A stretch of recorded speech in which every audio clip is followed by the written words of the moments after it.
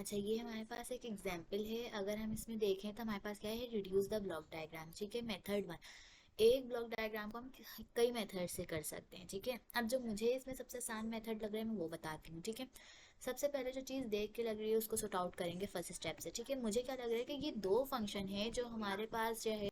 देखिए, ये जो दो ब्लॉक्स हैं ये आपस में क्या हो रहे हैं, मुझे सबसे पहले देखना पड़ेगा। कैस्केड हो रहे हैं। ठीक है, कैस्केड।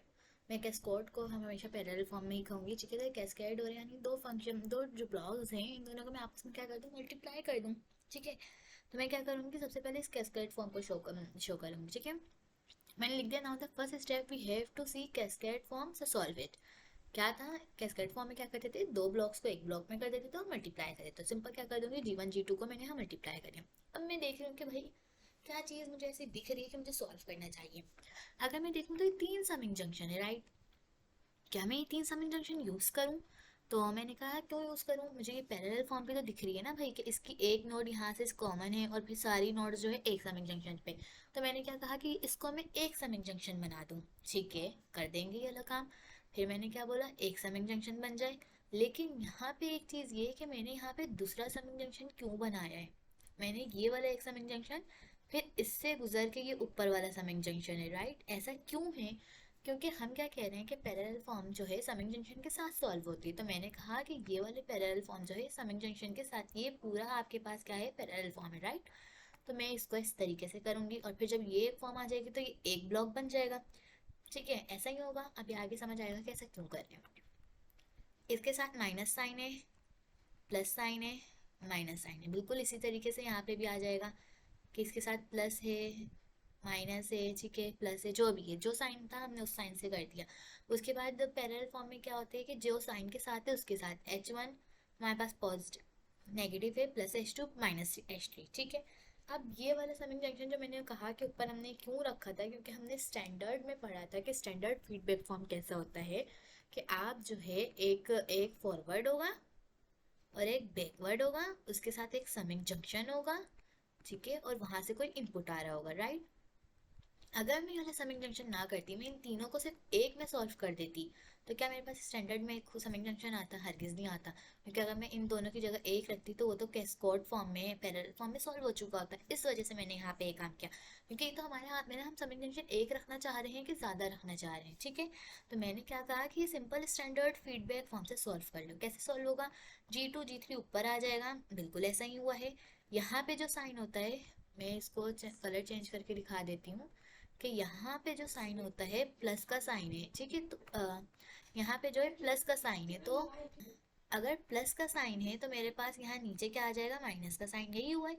और फिर क्या हो जाएगा, जो भी फॉरवर्ड है और बैकवर्ड है उसको मल्टीप्लाई, G2 G3 ठीक है, इसी ब्लॉक में ये चीज़ मल्टीप्लाई होगी, यानी बाहर लिखा लेकिन मल्टीप्लाई यही होगी, -H1 + H2 - H3। ठीक है, तो मैंने, और फिर क्या, अब फिर मैं देख रही हूँ अभी पूरा तो नहीं सॉल्व हुआ।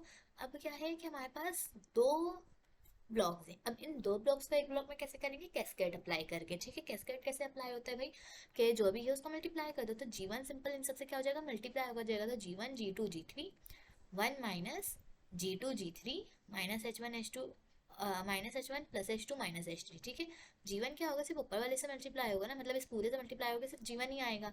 बस यहाँ पे ये काम हुआ है। इसी तरह इसी को मेथड टू क्या है, मेथड टू में भी पहला स्टेप तो वही है कि इन दोनों को क्या कर दिया जाए, कैस्केड कर दिया जाए। और फिर मैं क्या देख रही हूँ कि भाई एक समिंग जंक्शन है जिसके साथ मेरे पास एक फॉरवर्ड है और एक बैकवर्ड है, राइट। तो ये वाला जो पूरा ब्लॉक है जो मैंने यहाँ डॉटेड लाइन से भी डाला हुआ है, ये वाला एक पूरा क्या हो जाएगा, standard feedback form. Standard feedback कैसे हो जाएगा, G2 G3 डिवाइड 1 प्लस का, क्योंकि यहाँ पे क्या साइन है, माइनस है, तो 1 plus G2 G3 multiply H1। ठीक है, अब जब ये आया तो मैं देख रही हूँ कि यहाँ पे एक और जो है स्टैंडर्ड फीडबैक फॉर्म बन रहा है, जिसमें ये वाला ऊपर वाला फॉरवर्ड है और नीचे वाला मेरे पास बैकवर्ड है, राइट।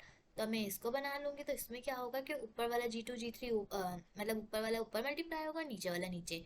तो ये कुछ इस तरीके से इसको सॉल्व करके आंसर आ रहा है। ठीक है, और फिर इसी तरह हम देखेंगे तो यहाँ पे एक पूरा फीडबैक है, लेकिन इसको फीडबैक करने के लिए ना इस इक्वेशन को बहुत सिंप्लीफाई करना पड़ेगा। जैसे अगर मैं इन दोनों इक्वेशन को मल्टीप्लाई करना तो बहुत सिंप्लीफाई करना पड़ेगा। तो आप भी देखेंगे कि ईजिएस्ट मेथड कौन सा था, ऊपर वाला था। ठीक है, आंसर सेम आएगा लेकिन ईजिएस्ट मेथड कौन सा है, ऊपर वाला।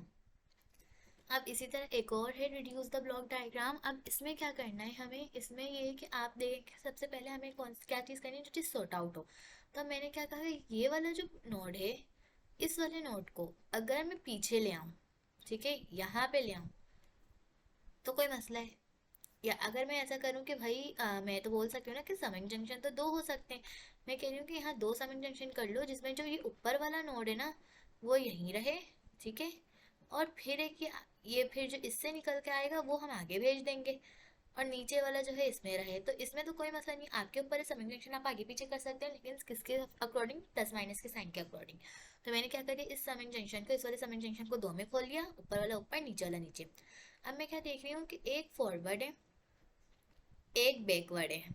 तो ये वाला जो है ना, ये पूरा, ये मैंने क्या कहा कि आपके पास क्या हो जाएगा, स्टैंडर्ड फीडबैक फॉर्म। यहाँ पे सॉल्व भी हो गया कि स्टैंडर्ड फीडबैक फॉर्म है, ठीक है। अब मैंने क्या कहा, अब नेक्स्ट स्टेप देखेंगे। अब मुझे नहीं पता कि क्या चीज़ हो रही। अब मैं क्या कह रही हूँ कि इसको, ट्रांसफर फंक्शन को अहेड ऑफ बिहाइंड ऑफ करते थे ना, तो मैंने कहा कि इस ट्रांसफर फंक्शन को पीछे ले जाओ, बिहाइंड ऑफ कर दो।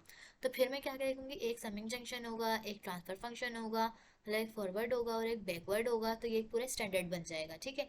हम कोशिश करते हैं कि स्टैंडर्ड फीडबैक फॉर्म से सॉल्व करें चीज़ों को। तो मैंने क्या कहा कि अगर ये वाला पॉइंट उठकर यहाँ आ जाए तो ये बात बन जाएगी मेरी। तो अब मैंने क्या कहा, अगर मैं किसी ब्लॉक को बिहाइंड ऑफ लेके जाती हूँ तो ऊपर उससे क्या मतलब, उसको क्या करना होता है, डिवाइड करवाना होता है, यानी one upon G of S से, यानी जो भी यहाँ पे फंक्शन होगा, जी टू ऑफ एस है तो जी टू ऑफ एस से डिवाइड करवाएंगे। क्यों? क्योंकि हमारे पास आउटपुट सेम आना चाहिए। तो अगर मैं यहाँ से देख रही हूँ तो यहाँ पे मेरे पास क्या आउटपुट आ रहा था, जो भी आउटपुट आ रहा था वो यहाँ आ रहा था।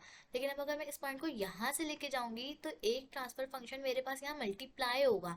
तो मल्टीप्लाई तो नहीं होना चाहिए, एडिशनल चीज़ मल्टीप्लाई हो रही है, तो उस एडिशनल चीज़ को मल्टीप्लाई से हटाने के लिए उसी चीज़ से अगर मैं डिवाइड करवा दूंगी यहाँ पे, तो वो क्या हो जाएगा, मेरे पास सॉर्ट आउट हो जाएगी चीज़, ठीक है। अच्छा, अब यही चीज़ की है मैंने नीचे वाले स्टेप में।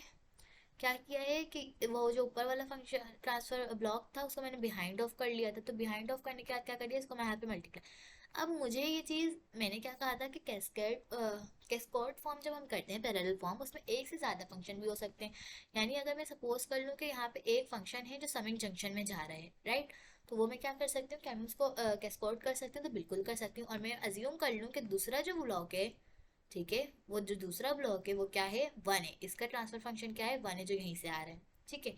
तो मैं इन दोनों को सॉल्व करके एक बना लेती हूँ। अच्छा, एक बना लेती हूँ, ठीक है, जो यहाँ पे मैंने नेक्स्ट स्टेप में किया हुआ है। तो इन दोनों को एक बनाने के लिए क्या हुआ, सिंपल कि समिंग जंक्शन हट जाएगा, ठीक है, और ये दोनों आपस में क्या हो जाएंगे, प्लस हो जाएंगे, क्योंकि दूसरा वाला भी हमने क्या अज्यूम किया था, प्लस के साथ अज्यूम किया था।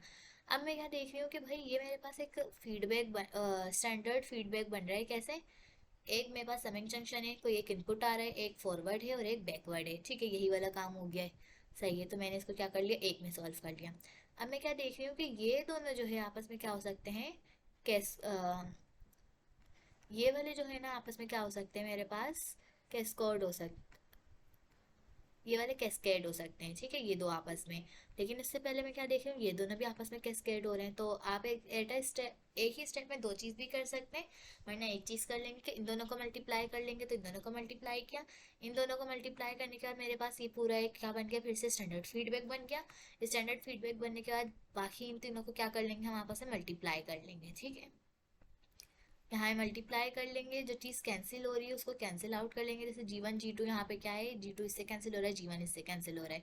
तो अगर कैंसिल कर लेंगे तो हमारे पास इक्वेशन आसान बन जाएगी, वरना हमें इक्वेशन सॉल्व, यहाँ पे इक्वेशन नहीं सॉल्व कर रहे हैं, बेसिकली ब्लॉक डायग्राम सॉल्व कर रहे हैं। तो जो भी इक्वेशन आएगी वो हम रहने दे सकते हैं।